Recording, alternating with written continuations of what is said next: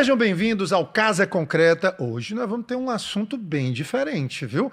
A casa é concreta, mas pega fogo. E é exatamente sobre isso. Não é pinga fogo, é pega fogo. E nós vamos falar sobre prevenção de incêndios. É isso mesmo. Se você acha que, mas esse é um tema que não tem importância, né? Você tem ideia de quantos incêndios residenciais aconteceram em Fortaleza no ano de 2023? Um dos nossos convidados aqui, que eu vou já lhe apresentar, trouxe essa estatística. Eu fiquei pasmo com essa informação. Presta atenção. Em 2023, aqui em Fortaleza, somente em residências, nós estamos falando de casas e apartamentos, ocorreram 1.339 ocorrências. Pequeno, médio, grande porte. Ou seja, depende da consequência. Como o coronel já estava... como é, coronel? Diga aí logo aí, antes mesmo de se apresentar. Todo incêndio começa pequeno, Todo incêndio começa pequeno. Mas ele, às vezes... Aí tem uns que terminam pequeno, mas tem outros que terminam muito grande. 1.339 ocorrências, gente. Isso é um tema que a gente precisa conversar sobre isso. Isso aqui dá mais de 3 por dia. Dá mais de 3 por dia. E agora, em 2024, até setembro, já ocorreram 975 incêndios. Você quer que aconteça na sua casa? Não, né? Então, se você não quiser, fica aqui no programa, porque nós vamos conversar sobre isso. Nós vamos conversar sobre as causas, nós vamos conversar sobre o que você faz na hora e nós vamos conversar como prevenir, talvez esse seja exatamente o mais importante, por isso é que vai ficar para o final. Como prevenir os incêndios, tá certo? Nas nossas residências. E não é uma coisinha que você já viu que não acontece à toa, não. Nós temos aqui para conversar, você sabe que o nosso compromisso aqui no Casa Concreta é o seu lugar de você... Que adianta você comprar a casa, compra o apartamento, aí pega fogo. Ou vanta, não é não? Então... Nosso compromisso com você é trazer especialistas. Com quem nós estamos hoje aqui? Eita, eu já dei um chute na água aqui, mas não tem problema não. Aqui é tudo pronto.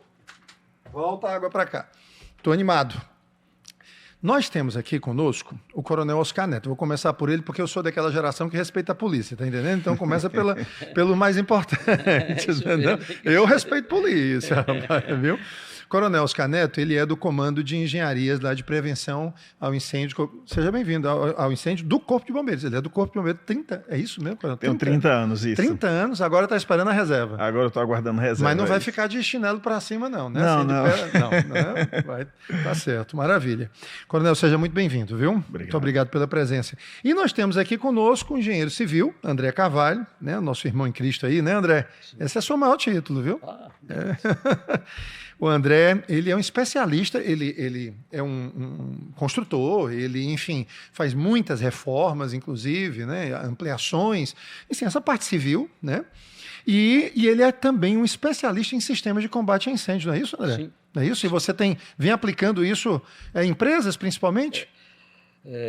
Angelim, olha assim, a atribuição do engenheiro civil, uma das atribuições é a elaboração dos projetos complementares. Né? Tá. O que são instalações? Instalações elétricas, hidrossanitárias, o cálculo estrutural e o combate ao incêndio, que é a prevenção e combate a incêndio e pânico. Isso vale para casas unifamiliares também? Para as edificações. Qualquer edificação. Né? Claro pouca que gente se preocupa com isso, né, André? Projeto, né? Exatamente. Na parte das casas, pouca gente se preocupa. Sim, Você já instalou algum sistema de sprinkler numa casa? Não, porque existem as normas técnicas que determinam onde devem ser instalados os equipamentos e as soluções do combate a incêndio. Pronto, então nós vamos falar sobre isso no último bloco, tá certo? Nesse primeiro bloco aqui, nós vamos entrar logo nesse ponto, né? Que é o seguinte, as causas. As causas que ocorrem. Você já viu aqui, 1.339 ocorrências no ano de 2023, 975 ocorrências nesse ano. Começar aqui com o Coronel. Coronel, quais são as principais causas, realmente, desses incêndios? Começa aí algumas, depois a gente vai passando aqui para o André e vai falando também. Pronto, Paulo.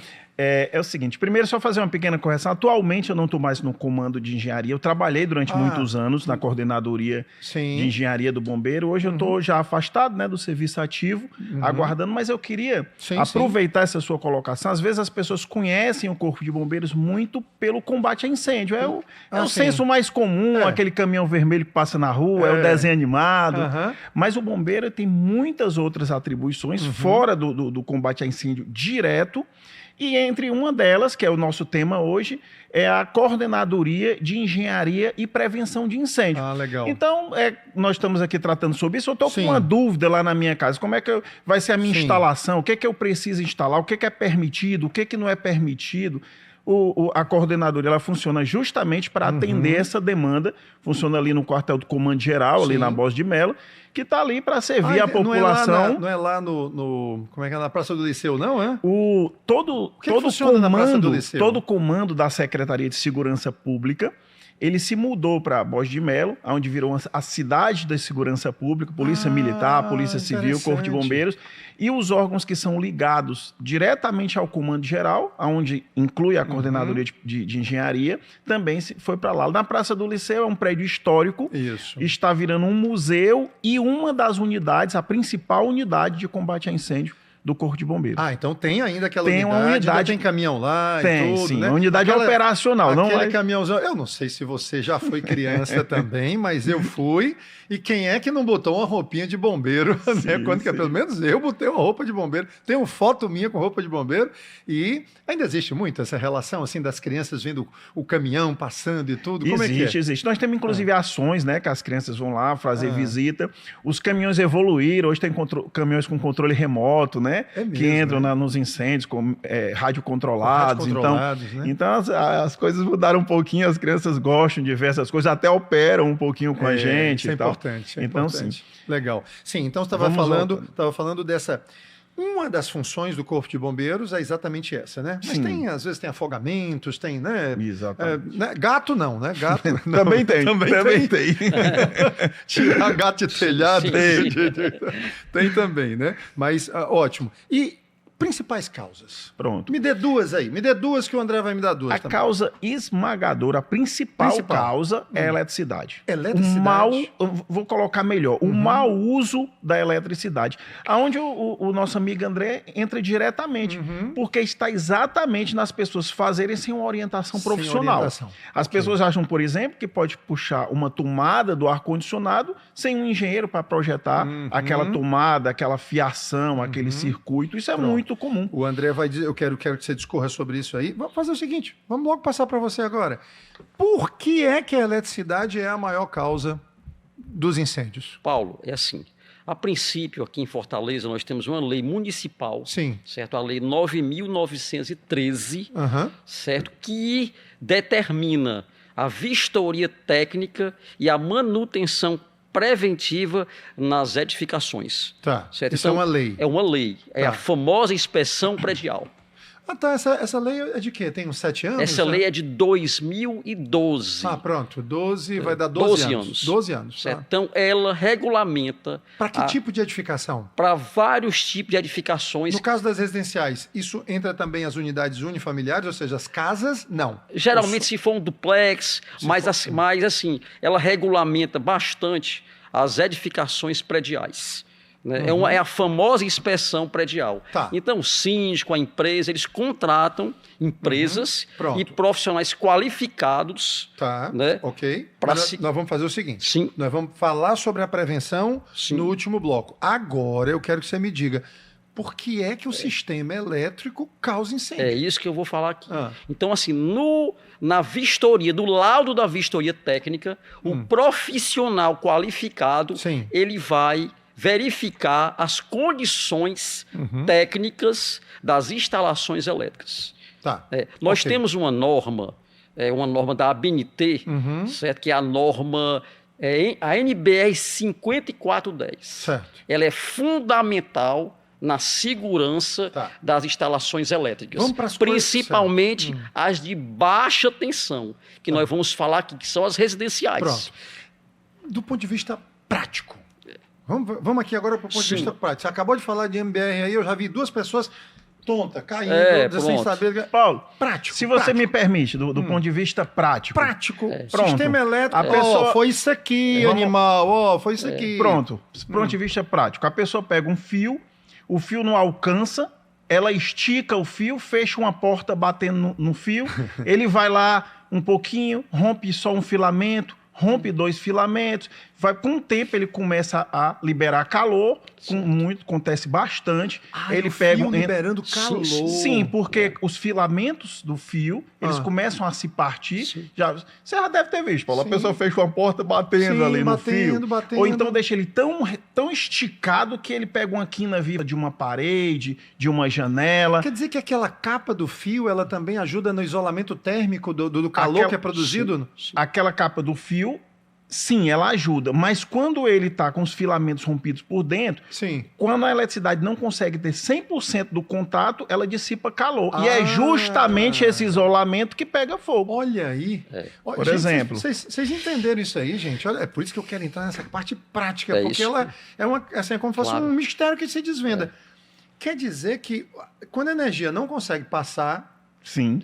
Ela vai ter que ir para algum lugar e se dissipa em calor. Em forma de calor, exatamente. Aí esse calor vai ali, pega em alguma coisa, esquenta, no próprio isolamento, exatamente. Entra em combustão e começa o fio. Isso. Mas, rapaz... Um outro exemplo, o Benjamin, o T, o famoso T. Na minha visão, como engenheiro também, nem deveria existir. Para venda, né? Sim. Porque o engenheiro, no caso o André vai lá, ele dimensiona a tomada para usar um equipamento.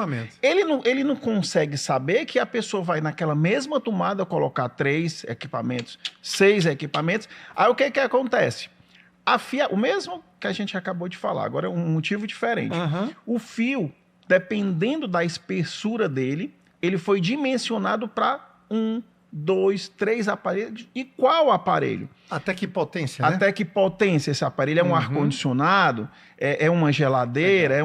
Aí a pessoa coloca ali o T. Se for só um pouquinho coisa, não vai ter problema. Mas como que sabe, né? Aí ele não suporta. André, me dá mais 2 situações práticas aí. Tu foi lá em casa, resolveu um problema lá. Sim. Não é isso? Como é que era o problema lá de casa? Vai, me diz aí. Você lembra aí? Eu recordo que tinha que passar foi no circuito do ar-condicionado. Circuito do ar-condicionado. E aliás, assim, o estatística, esse é um dos pontos de muita ocorrência dos sinistros. Do circuito do ar-condicionado? Porque assim, como eu lhe falei da norma aqui, por que eu falei da norma da NBR 5410? Porque ela é a bíblia da instalação elétrica. Pronto. Né? Lá ela diz como se fazer, como proceder, e as normas técnicas brasileiras, elas são ideais para se executar. Perfeito. Então, o que acontece? Muitas vezes, os profissionais que executam, um eletricista, ou até um profissional que está começando, ele não se atenta para as normas técnicas. Ela determina, como o Oscar falou aqui, que os circuitos elétricos, eles são dimensionados para uma determinada potência.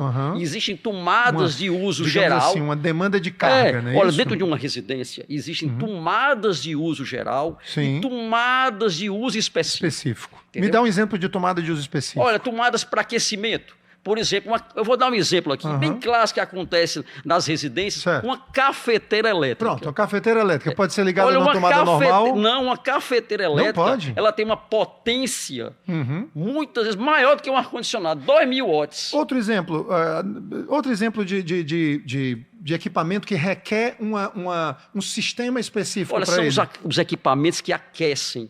Tá, um chuveiro elétrico. O chuveiro elétrico, olha assim, ele é crucial. É como a norma técnica diz, equipamentos de alta potência, né, eu tenho que ter todo o cuidado com o dimensionamento e com a tomada que eu vou usar. Hoje as pessoas estão nos assistindo aqui agora, que tem dentro de casa, vamos aqui, a lista de equipamentos que não podem ligar num sistema normal, no sistema comum, que é o geral, né? Que é o quê? Vamos lá, cafeteira. Cafeteira, airfry. Airfry também? Sim.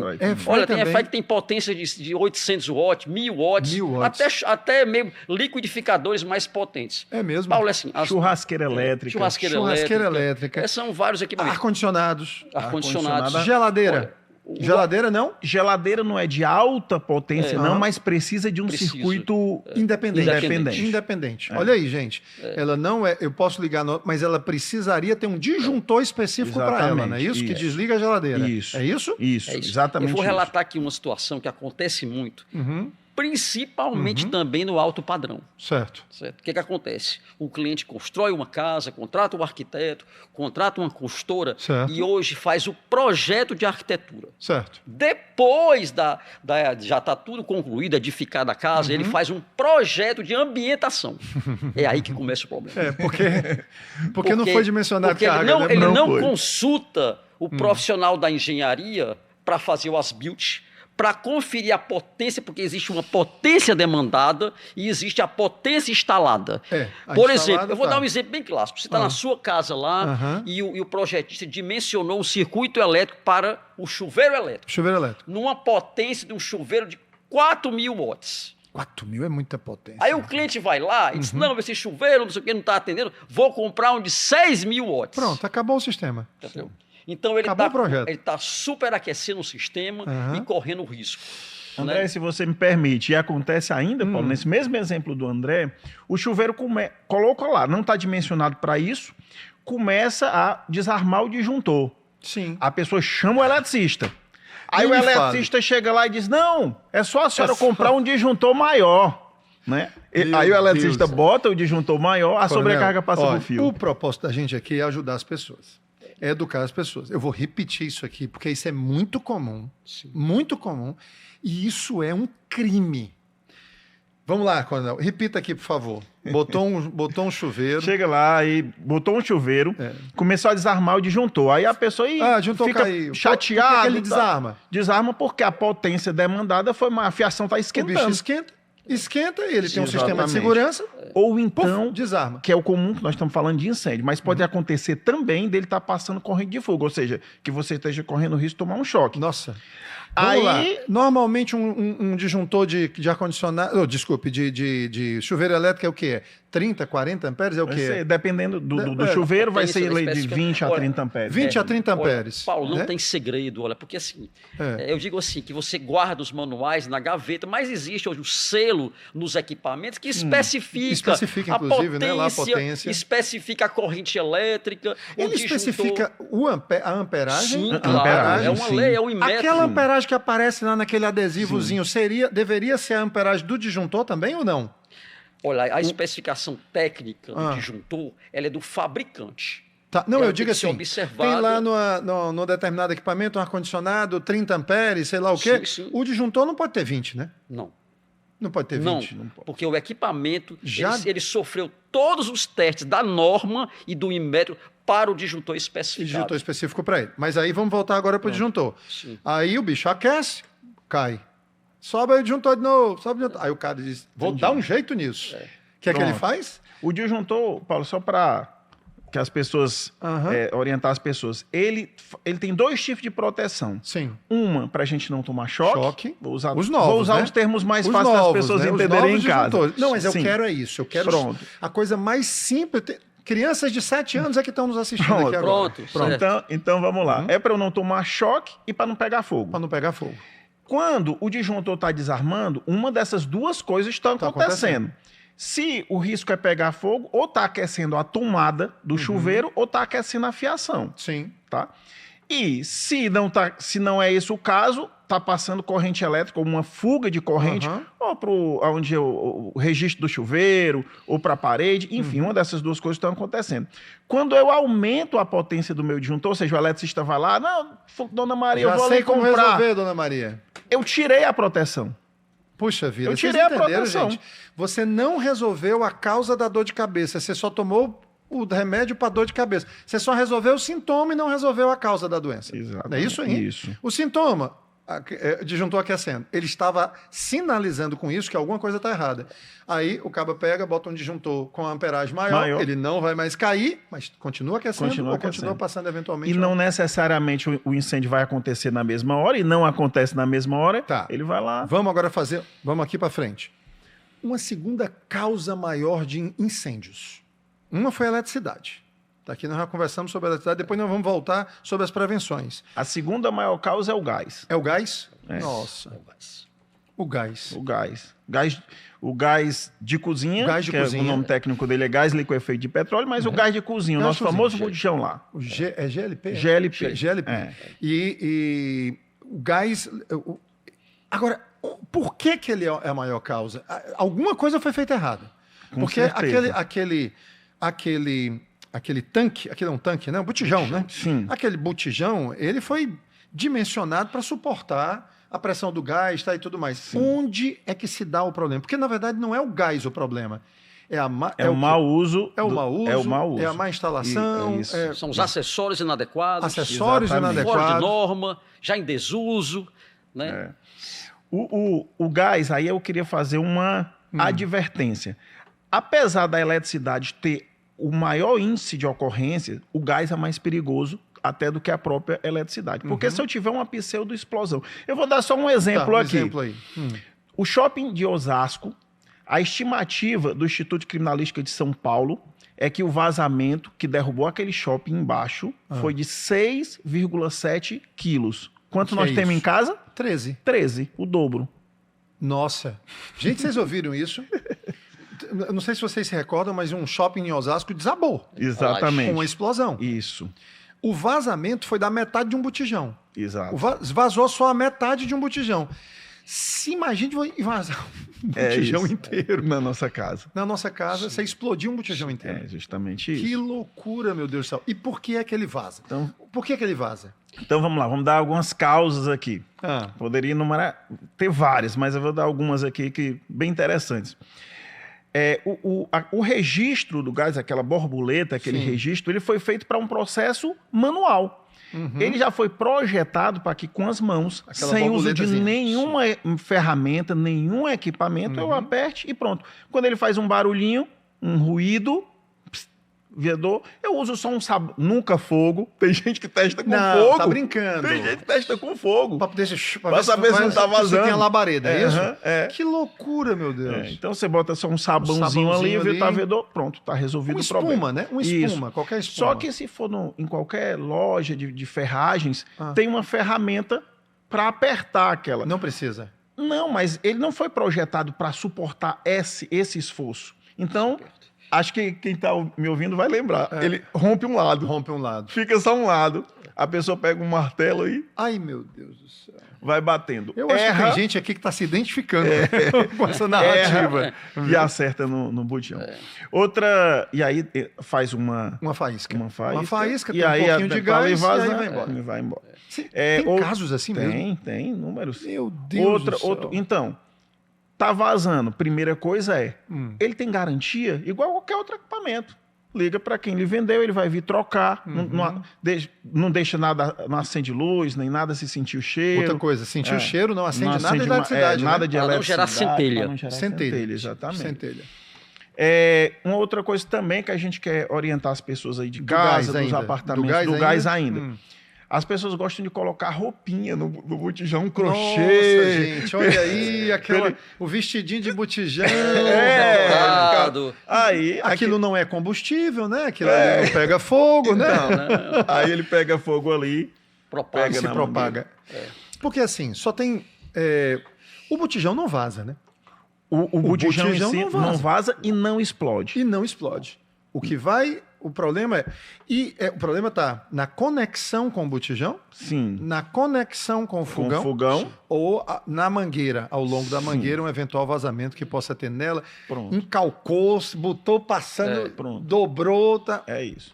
Vou até falar que, olha, não existe uma norma federal em relação à proibição da utilização dos botijões. O que existe são normas e tratativas que determinam os acessórios. O tamanho da mangueira, a qualidade da mangueira. Por exemplo, a mangueira não pode ter mais de quantos metros? É 1,25. Ela não pode ser maior do que esse tamanho. Quer dizer que eu não posso...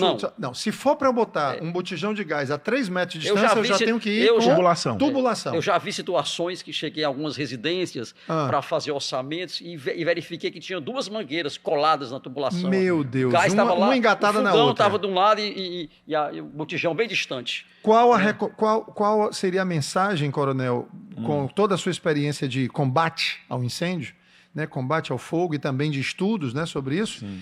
Hoje, a pessoa que está nos assistindo aqui agora, dentro de casa, com um botijão lá dentro da cozinha, qual é a sua recomendação agora? Em hipótese alguma, o recipiente pode ficar dentro da unidade. Saia, isso é a coisa mais... Pare tudo, né? Pare tudo. Pare tudo e vai resolver isso. É porque o gás, se ele, mesmo vazando no ar livre, problema nenhum. vazou, foi para a atmosfera, dissipa, né? acabou. O problema é, a pessoa pega, manda o pedreiro fazer uma casinha embaixo da pia, dentro da cozinha, coloca embaixo e ainda fecha. Quando eu ainda fecha. Quando eu câmara de combustão. Exatamente. Meu Deus. Porque quando a gente fala em pseudo-explosão, o que eu estou falando ali não é que o botijão explodiu, senão seria uma explosão. Isso. Eu tenho uma pseudo-explosão. O gás vazou para algum ambiente ou para algum receptáculo. Sim. E aí foi ali aquele vazamento. Então, até para a gente fazer justiça com os revendedores de recipientes, são extremamente seguros, tem válvulas de segurança, tem mercaptano para sentir o cheiro dos vazamentos. Então, são dispositivos... coisa interessante, né? O gás não tem cheiro, né? O gás não tem cheiro. Eles põem uma... Né? Exatamente. Uma substância, né? Tá. André, casinha, então, de gás do lado de fora... Mas com portão fechado? Não. Gradeado. Gradeado. Porque existem as normas técnicas, o tamanho da casa, a altura da casa, a espessura da base do piso. Você já viu que o André gosta de norma, gosta né? de norma. Ele dorme, gente. Tem gente que dorme com a Bíblia do lacinho do lado. Ele dorme com a norma, tá entendendo aqui do lado. O homem gosta de norma. Mas normas, mas é bom porque você está consubstanciado. As normas não podem ser contestadas, porque elas foram estudadas. Inclusive, assim, o Brasil hoje é um país da América Latina, praticamente com muitas especificações, são normas de excelência. André, agora, assim, só para lhe falar aqui, para quem está nos ouvindo, assim, existem as normas técnicas e existem as normas reguladoras, como as NRs.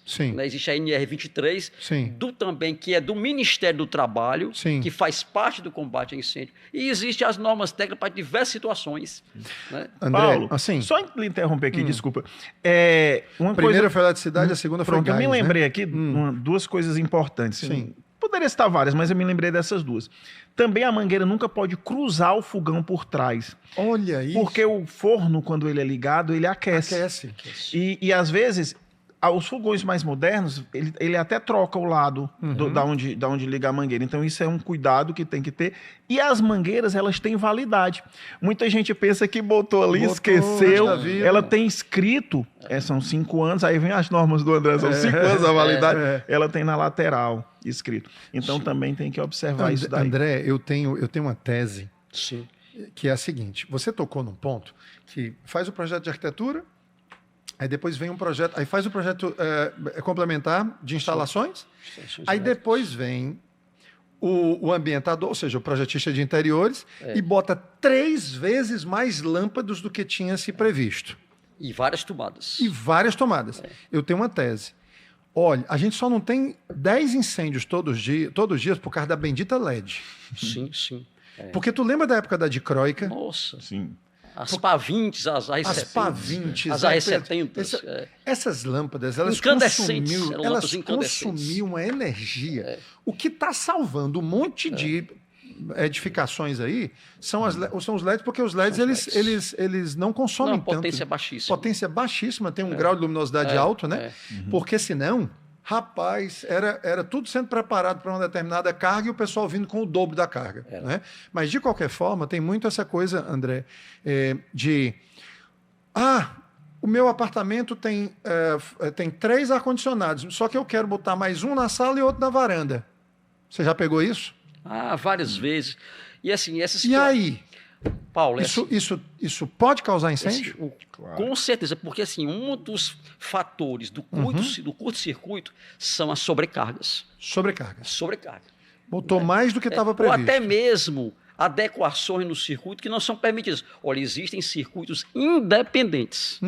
Né? Chuveiro elétrico, são altas potências, chuveiro elétrico, o ar-condicionado, são circuitos independentes. Geladeira, freezer, tudo não é circuito. Normas. Entendam, gente, que circuito independente tem um disjuntor específico para ele. Com fio para ele, exatamente. Disjuntor específico para ele. Os carros elétricos agora chegando, como é que vai ser essa brincadeira? Eita. Olha, é assim, o que acontece? As normas técnicas, elas estão sendo atualizadas com o tempo. Tá. E quando vão surgindo as demandas, surgiram muitas demandas de um tempo para cá, de 10 anos para cá, se mudou muito. É uma coisa que aquece, outra é um aspirador de pó. E aí o que é que faz com esses prédios que metade dos carros agora são elétricos? Esse tema é um tema que eu tenho estudado muito, né? Sim. Até porque realmente perigoso ou não? não existem estatísticas de grandes ocorrências em prédios no mundo inteiro, mas é uma coisa muito nova. As estatísticas que tem de acidentes com baterias elétricas, patinete e tal, porque os carros, as baterias do carro, ele tem dispositivos de proteção. Certo. Mas, Paulo, eu não falo aqui em nome do bombeiro, até porque eu não estou hoje na Câmara Técnica do Bombeiro. É um tema que está sendo muito estudado, é muito novo. O Corpo de Bombeiros disse, eu estive agora num seminário, o Corpo de Bombeiros de São Paulo está lá. Aí vem a história das normas, né? Então ainda não existe uma coisa muito prática hoje e tal. Mas com certeza vai ser um tema a ser muito debatido, né?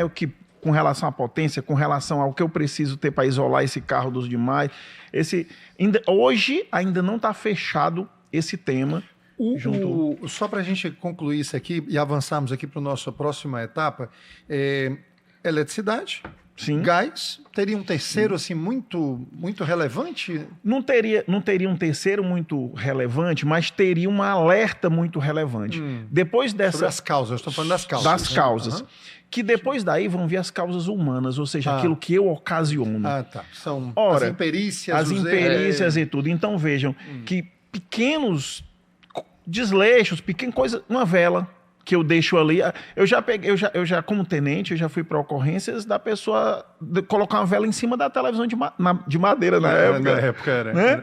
E aí começou ali, pegou na televisão. Meu Deus do céu. Já fui para ocorrência da pessoa acender velas também em cima de jornal. Um salão de beleza que eu fui. Enfim, mas não estou falando vela, mas não é só vela, mas são essas coisas. Se envolve a minha ação, eu tenho que agir com cuidado. Qual a área mais perigosa da casa para essas questões de causa humana, de causa de erros, de imperícias e tudo? A cozinha continua sendo o local mais... É onde acontece mais ocorrência ou não? Eu diria que a cozinha tem mais equipamentos, como as panelas de pressão, esse tipo de equipamento sujeito a isso, mas os quartos, né? Porque eles são mais adornados, com cortinas, colchão, esse E o que pode disparar um incêndio? O que pode ser o gatilho de um incêndio, então? Excetuando já essas coisas de eletricidade e gás, essas ocorrências, só para coisas que já passaram aí pela sua frente. Pronto. Como a minha formação é perícia técnica, né? Eu sou perito em incêndio e explosão. Quando a gente faz uma perícia, a gente elimina causas. Ora, se eu elimino causas, aparecem as que restam. E essa pergunta a gente pode fazer para nós mesmos. O que ocasiona um incêndio? Ora, se não é elétrica, como você mesmo colocou, se não é uma centelha, se não é isso, só pode ser uma fonte de calor. Fonte de calor. Claro. Fonte de calor. E aí, o que gera calor? Ferro elétrico. Vela. Um aquecedor. Por exemplo, às vezes você deixou um secador. Um secador pode... Isso. Não sei se o Paulo me permite, teve até uma coisa muito... Aqui é tudo permitido. Paulo, muito irônico. Eu muito jovem, fui para academia de bombeiro, né? E lá a gente que passa a nossa farda, eu tinha 17 anos. E a gente passa a nossa farda, aquela coisa toda. Passei meu fardamento, deixei o ferro. E só botei ali, no zero. Colocou Desliguei. No zero e não tirou. Não tirei da tomada. Não tirou da tomada. Tava com defeito. Aquilo Deus. Lá. Olha só. A ação da eletricidade no ferro foi tão forte que derreteu a base do ferro, queimou a tábua de ferro, tocou uma ocorrência dentro do quartel do bombeiro. Na prática, né? Chamaram os bombeiros para apagar um fogo ocasionado por um bombeiro dentro do corpo de bombeiro. Só que eu desliguei tudo, só que não tirei da tomada. É o involuntário, né? O involuntário. Aí, a gente, quando é aluno, assim, a gente tem uns corretivos, né? Aí fiquei preso e tal. Mas nunca mais esqueci. A prisão foi boa. Valeu a pena. Vamos aqui fazer o seguinte, vamos agora para a situação em que o fogo aconteceu. Sim.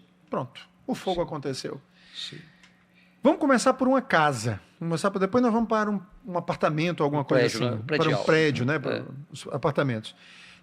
Quem estaria aí melhor preparado aí? André, você tem algumas coisas, porque eu sei que o homem aqui já viu muita coisa, mas você teria algumas recomendações a fazer numa casa, por exemplo? O que fazer primeiro? Olha, assim, se a pessoa tiver algum conhecimento de brigada de incêndio, sim, né, e até mesmo de fuga, Porque o que é importante no incêndio é você preservar vidas. A vida. Né? Eu digo assim, olha, se acontecer um sinistro... Você está tocando num ponto importante aí. Se acontecer um sinistro, aconteceu na sua casa e você não tem um controle, é o que eu falei aqui antes de entrar no ar, que o fogo, o sinistro, o incêndio é aquilo que você provoca e não tem mais controle numa determinada dimensão. Isso que é o fogo.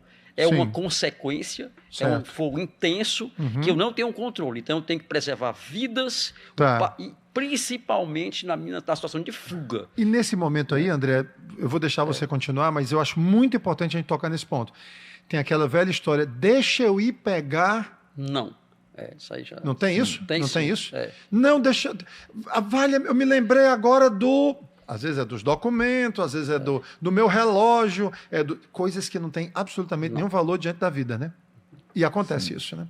Acontece bastante. Fuga. É igual o que a Bíblia diz sobre a tentação. Foge. Não vá negociar com ela, não, né? Não. Pode ser que ela seja mais forte. Foge. Satanás você ainda briga com ele, mas assim, né? Mas tentação você fuja. Eu digo assim, então, pega os teus filhos, a tua família, o teu pet e sai. No momento de crucial, né? Mas se a pessoa ponderar que ainda está no controle... Quais seriam as primeiras providências? O fundamental que eu acho é você desligar o disjuntor geral. Desligar o geral. Porque no aquecimento dos circuitos elétricos, na propagação do incêndio, principalmente hoje que se tem muitos materiais, olha, Paulo, até materiais inflamáveis você pode encontrar numa residência em grande quantidade. É mesmo? Claro, sim, claro. Acetona. Acetona, uma coisa que a pessoa usa álcools, um produto, todo muita coisa, um produto. É uma das causas também. Um percentual pequeno, mas são materiais inflamáveis.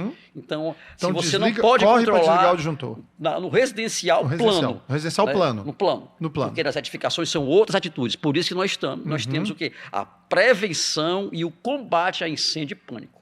São outras situações mais complexas, né? Sim, sem sombra de dúvida. Né? Exatamente. Nós vamos chegar nelas. Coronel, alguma coisa a mais em relação a isso aí? Das casas primeiro, depois a gente passa para os prédios. Um ponto que eu chamaria a atenção é sempre acionar o corpo de bombeiros é a prioridade. Você pode atuar, se for de forma responsável, veja que às vezes colocam a gente na posição de herói. Herói e responsável são coisas diferentes. Às vezes não é possível, né? Então você tem que agir até onde você acha que você consegue. Não é sair ali de uma forma... Né, sem nenhum controle. Então você tem que... Então, primeiro é o acionamento. Por quê? Porque se o incêndio aumentar a proporção, os dispositivos presentes você não vai conseguir combater. Então você vai e você perdeu o tempo. Se tiver alguma lesão à vida, alguém que inalou fumaça, o socorro já está chegando, mesmo que você tente evitar alguma coisa. Eventualmente pode acontecer, Coronel, de o marido e esposa, né? Marido e mulher, e aí de repente o marido liga para o bombeiro que eu vou tentar desligar alguma coisa, pode, né? Pode sim, exatamente. Mas nunca deixando de ligar. Nunca deixando de ligar. Número dos bombeiros? 193. 193, gente. 193. É emergência, né? Isso aí. E aí, como é que é esse contato? Você está me falando fora do ar aqui que... Pronto. Existe uma mística, e eu trabalhei muitos anos no centro de operações, né? No centro de comunicação. Então, no centro de comunicação, como é que funciona, Paulo? Vou explicar rapidamente. Tem um setor de atendimento, onde a ligação entra, e um setor onde os bombeiros mesmo ficam. O setor de atendimento são terceirizadas, pessoas que passam por um treinamento para receber aquela ligação, e um coordenador de operação que fica em outro setor, que é reservado, que é fechado, que é só de operação de bombeiro, de polícia, enfim, de operações de emergência. Certo. Quando a ligação entra lá e a pessoa diz, teve um incêndio na minha casa, falando com o telefonista, e ela clica que tem um incêndio, lá na tela do comandante de operação do bombeiro já acende uma sinalização. E quando a pessoa está falando com a telefonista e ela está preenchendo os dados, vai aparecendo na tela do coordenador de operações. A viatura já está se deslocando e ele continua complementando essas informações. Qual a primeira coisa que a pessoa deve dizer depois de que está acontecendo um incêndio aqui em casa? Primeira coisa mais importante, o endereço. Com calma e precisão. Calma e precisão.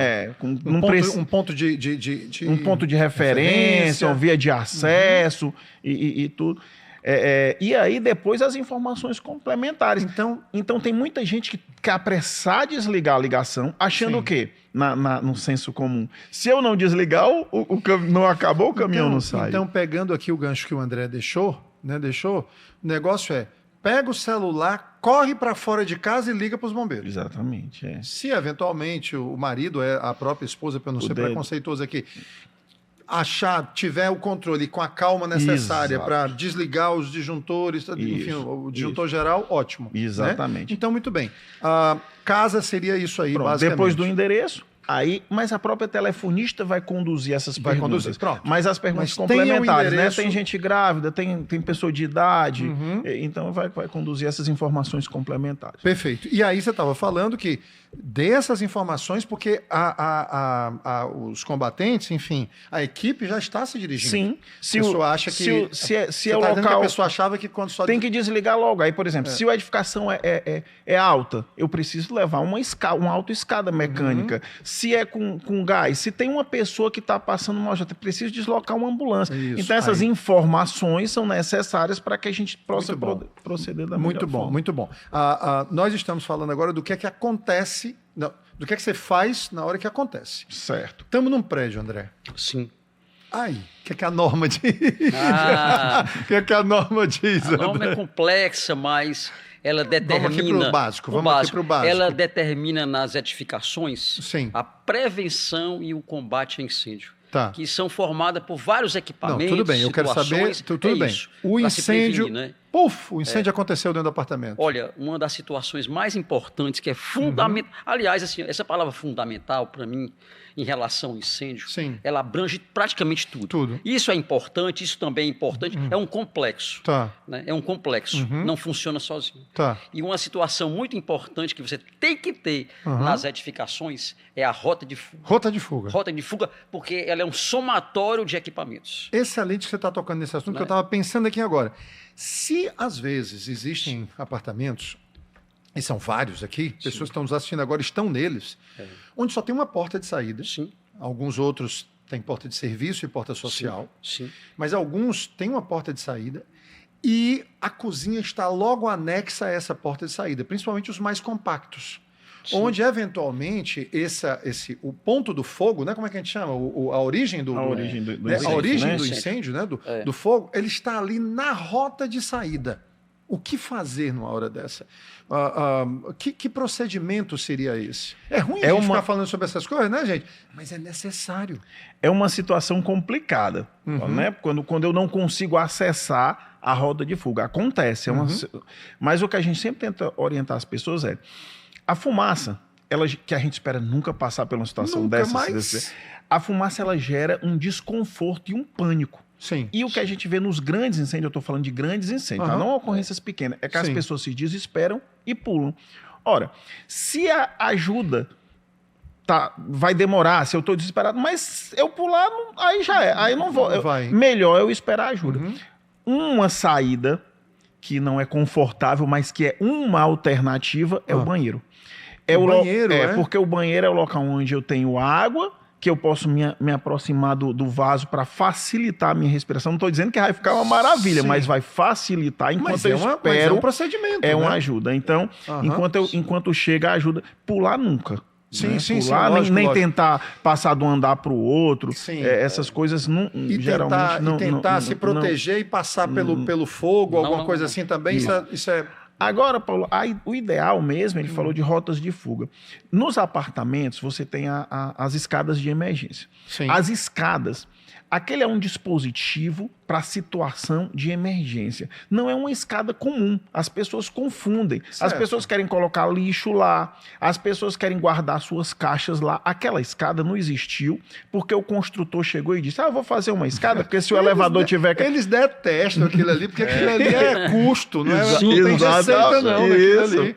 Então aquilo ali é um dispositivo... Aquilo ali só está lá porque vocês chegaram e impuseram. Exatamente. As paredes são a prova de fogo. As portas são a prova de fogo. O nome da porta, como é o nome da porta? Corta-fogo. Corta-fogo. Eu já vi cadeados na porta corta-fogo. Não, tá brincando. Sério.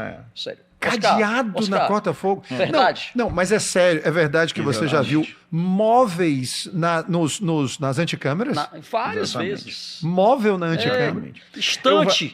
Eu já tive... Caraca. Eu já vi situações...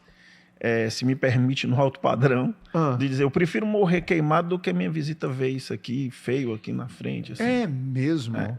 Então, e aí, assim...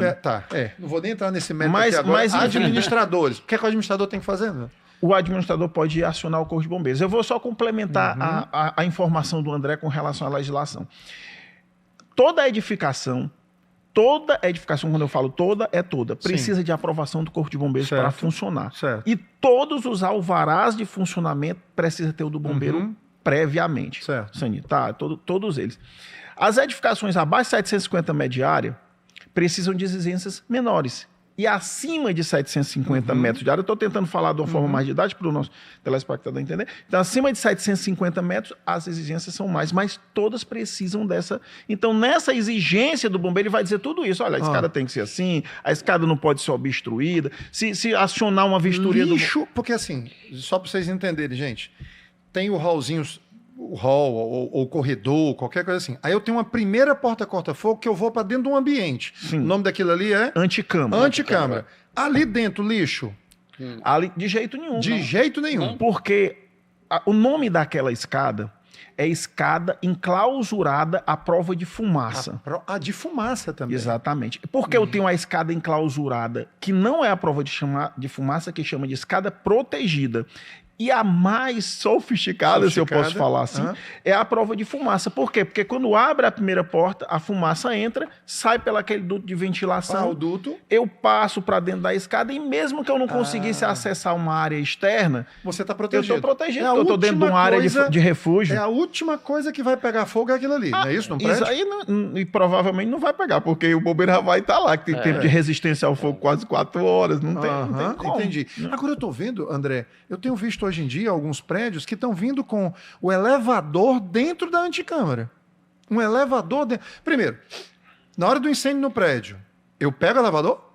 Não pego o elevador jamais. Não pego o elevador. Até mesmo porque, assim, na hora de um incêndio, quando se desliga e se perde a parte elétrica, eu perco visibilidade. Tá. Ou parcial ou total. Certo. Então, a minha fuga tem que se concentrar na escada. Na escada. E ela deve estar preparada com os corrimãos contínuos. Desimpedida. Corrimãos contínuos. Livre. Por quê, Paulo? Já presenciei algumas situações de sinistro, que tem idosos nas edificações. Idosos. Como é que ele vai descer pela escada sem um corrimão Sem contínuo? corrimãos, né? Eu preciso dos blocos autônomos, da iluminação de emergência para ter visão por um tempo. Eles têm autonomia da energia. Olha aí, administradores, síndicos. E eles têm que ser observados com testes periódicos. São aqueles, como é que são? Sempre professor de presença. Iluminação de emergência. E aí, blocos sabe autônomos. Sabe o que é importante nessa observação que o André fez? No senso das pessoas, o incêndio não acontece muito. Às vezes ele não acontece mesmo. Foi uma panela esquecida e alguém gritou. Não tem uma grande ocorrência. Sim. Não tem. Aí o gritou, a pessoa idosa se direciona à escada, faz correto. Lógico. Chega lá, tropeça numa coisa. Ah, meu Deus. Aí... faz sentido.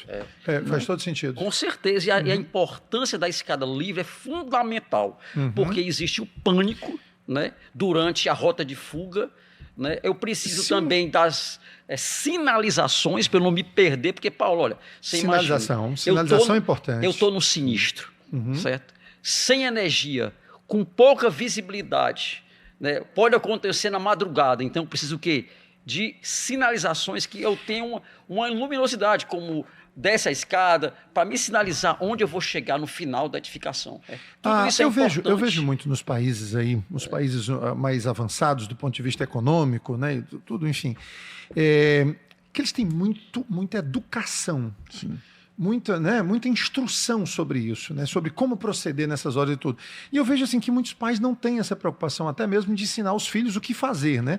Numa hora dessa, de para onde correr, qual procedimento tomar. Essa questão cultural, ela tem a ver nessa altura da segurança contra incêndio. Nesses países, ela nasceu da preocupação. Sim. As pessoas querem a segurança, elas solicitam isso. Sim. Infelizmente, na nossa cultura, a gente precisa da obrigatoriedade. As pessoas só fazem quando o acidente acontece. Quando eu já passei várias situações muito tristes. Uma vez eu fui, não me esqueço nunca, num depósito de construção, numa cidade próxima, e cheguei lá, o cara sentado assim, não tinha nada, não sobrou nenhuma pá, nada, tudo no chão, só tinha cinzas, e ele tudo que eu construí na minha vida, tenente, minha vida inteira. Tava lá. Eu não tenho nada, eu não tenho seguro, eu não tenho nada. E aí, às vezes, você fica até emocionado. Fica emocionado. Mas quando a gente está tudo ok, a gente não quer investir em segurança muitas vezes. Não é esse o problema. Então, vamos falar agora sobre esse investimento em segurança. André, eu tenho... Rapaz, é incrível como passa rápido. Como passa rápido. Meu Deus do céu. O tema é muito vasto, muito grande. Meu Deus do céu. E o Oscar... Só temos 6 minutos agora para a gente falar sobre prevenção. A prevenção, ela é muito importante. São as políticas de prevenção. Olha, grandes sinistros aconteceram e nós perdemos muitas vidas no Brasil por a falta de prevenção. Vou lhe dar 2 exemplos aqui muito rápidos. De prevenção? O acidente, de sinistros, de incêndios grandes, que não haviam as políticas de prevenção do combate a incêndio. Certo. Né? O edifício Joelma, em São Paulo. 1972, foi, eu acho. Foi em 1974. Onde nós perdemos 187 vidas. A maioria pularam da edificação. Sem escada de fuga, sem rota, sem visibilidade. Inclusive até não tinha como pousar aeronaves ou helicóptero, porque não existia uma política. Olha, esse grande incêndio em São Paulo, no centro da cidade, traumatizou. E foi ali o princípio, infelizmente, com a perda de vidas, que se começou a fazer. Naquela época não tinha nem lá de segurança, né? Não, começou a pensar na prevenção e no combate a incêndio, porque existem, tomar cuidado com a diferença. Uma é a prevenção, é você minimizar o risco do incêndio. Outra já é a situação do incêndio. Objetivamente, até pelo nosso tempo que está muito escasso agora, quais são as medidas de prevenção que uma pessoa moradora de uma casa... Vamos agora falar isso. Não vai dar para falar para os condomínios. Quem está morando numa casa agora, se você tivesse assim, minha filha, 2 coisas que você diria para ela para ajudá-la na prevenção do incêndio. Contrate um profissional para verificar a situação das suas instalações elétricas, que é fundamental. Ótimo. Não faça ele nada vai fazer leigamente. Medições. O que ele vai fazer? Ele vai orientar uma assessoria, ele vai te indicar um bom profissional que vai executar a obra, que tenha presteza, que zele pela sua vida e pelo seu patrimônio. Isso você falou tudo, e eu complementaria, Paulo, que às vezes as pessoas esquecem. A gente não envelhece, né, Paulo? Acho que o Paulo aí não consegue... Não, eu não estou envelhecendo, não. Mas é porque eu botei cabelo. Mas, assim, as instalações, elas envelhecem. Sim. A fiação tem validade. As estruturas, elas envelhecem. Então, tem que procurar esse profissional. Não, tá tudo ok. Estava ok, talvez, né? A gente tem que ver essa... Você tocou agora num ponto... Ok, procura um profissional e esse profissional vai fazer uma avaliação de como é que está a estrutura. Eu vou comprar muito... Fortaleza os prédios estão ficando mais antigos. Sim. A partir de quantos anos, mais ou menos, André, você com a sua experiência, inclusive de ter feito já muitas reformas, a partir de quantos anos você diria, Paulo, é obrigatório que alguém que compra apartamento de tantos anos já, ele chegue e faça uma devassa completa ali, que eu digo, um rastreamento, completo no sistema elétrico ali para poder tentar identificar ou então até substituir mesmo. Por quê, Paulo? Porque a norma dizia que era esse tipo de disjuntor a partir de 2006, o disjuntor agora é outro. A partir de quantos anos? As normas sofreram adequações, como eu falei para você. Certo. E a inspeção predial, ela engloba edificações de várias faixas etárias. Certo. Principalmente a preocupação maior são edificações mais antigas, onde acontecem as reformas. Quantos anos? 10 anos, 5 anos, 15 anos, Paulo, eu não vou determinar um tempo, porque assim, a responsabilidade técnica, a gente não pode confundir. Mas eu estou num prédio, eu estou num apartamento de 16 anos, eu tenho que já ficar muito preocupado com ele? Com certeza. É mesmo? Porque assim, o que acontece? Hoje, a norma técnica, ela vem com o tempo, sofrendo adequações, com a necessidade, com as demandas que surgem.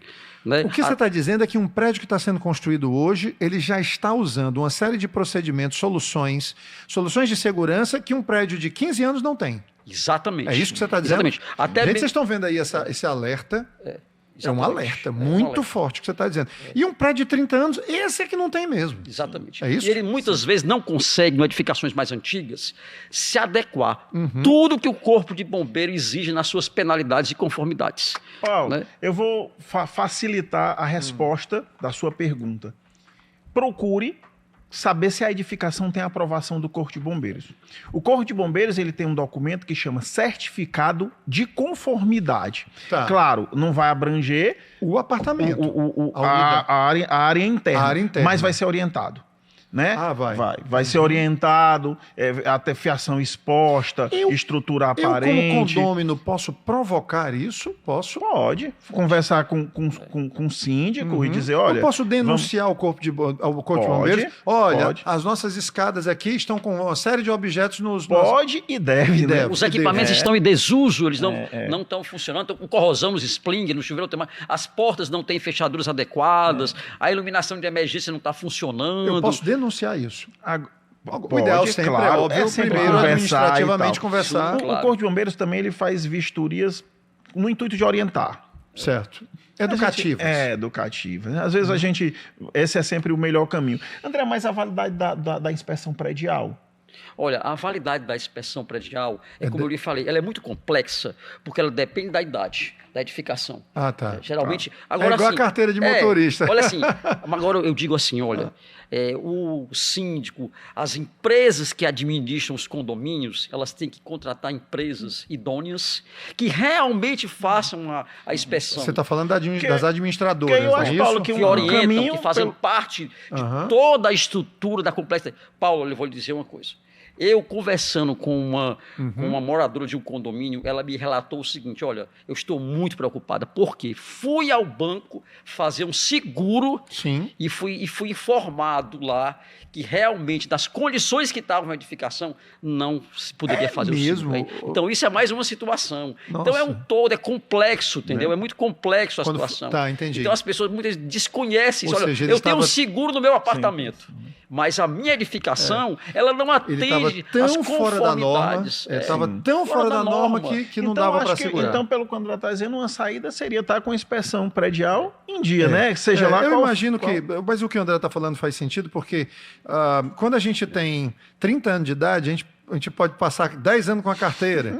Mas quando você está com 70 anos, a carteira só vale 5. A vista já não está boa. A vista já não... Ela vai nascendo a ladeira mesmo, né? Mas, gente, olha... Mas é isso. Não dá mais. A produção, dá pra gente esticar aí mais um pouquinho. O assunto é muito vasto. Mas, gente, olha, muito obrigado. Eu acho que vocês trouxeram não só luz, como trouxeram realmente, assim, muita instrução, muita informação prática. Óbvio que a gente não conseguiu alcançar tudo aqui, mas acho que a gente atacou, né, como um bom combatente, atacou claro. Né, aquilo que é mais importante, mais relevante, né? E eu só tenho a agradecer a presença de vocês. Última palavra aí. Eu que agradeço pela oportunidade. E você falou tudo. A preocupação já é um primeiro passo. Ainda que eu não discorri sobre todos os temas, mas se você está alerta, você procura se informar melhor, né? Então, foi muito importante essa informação que você está levando. Como é que as pessoas lhe acham, Coronel? Você tem uma empresa também, né? Tenho uma empresa. Depois que eu me afastei do bombeiro, a minha empresa se chama W-Link, World Link Serviços. O número é 3035 1515. 3035 1515. André, como é que lhe acham? Olha, Paulo, grato aqui pelo seu convite, certo? E o que eu digo, olha, vamos preservar vidas e o patrimônio. Né? Isso é muito importante, né? Então, vidas primeiro, depois patrimônio depois. Né? Então, seguindo as normas técnicas e aquilo que o bombeiro exige, o Corpo de Bombeiros Militar do Estado do Ceará. Olha, no próximo ano, essa instituição no Brasil vai fazer 100 anos. Não, nós somos muito gratos. Muito grato ao Corpo de Bombeiros. Também aqui o aceite do Coronel Oscar, né, pela sua presteza, pelo seu conhecimento. Eu agradeço você por ter feito esse convite. E se assim, o tempo é curto, mas alguma dúvida em relação à engenharia, como proceder? Porque assim, o que é importante é que você tenha uma edificação das garantias. Que tudo tenha garantia para você preservar o seu patrimônio também. Bom. Que você obedeça às normas técnicas, aquilo que o Corpo de Bombeiros exige. E se alguém quiser falar sobre, no 985387007. Estarei às ordens para esclarecer pontos 07. Muito bem, excelente. Muitíssimo obrigado. E se alguém tiver alguma dúvida sobre norma, liga para o André, que ele vai resolver. Esse é o Casa Concreta, esse foi mais um episódio. Eu estou muito grato por estarmos prestando esse serviço para todos vocês. E segurança, gente, segurança. A gente quer que você invista bem, que você more bem, mas você precisa preservar isso aí. E essa é uma das prevenções que você precisa fazer. Combater, né? Não é nem combater, não, é evitar que essas ocorrências, né, aconteçam aí no seu lar, tá certo? Tomando as medidas certas. Então, qualquer coisa, vai no YouTube. Se você está assistindo pela televisão, vai no YouTube, vai lá, pega todas essas informações de novo, revisa, manda para alguém, compartilha isso com os seus amigos e familiares, tá bom? Esse é o Casa Concreta, esse foi mais um episódio e nós voltamos sim no próximo episódio, se Deus quiser.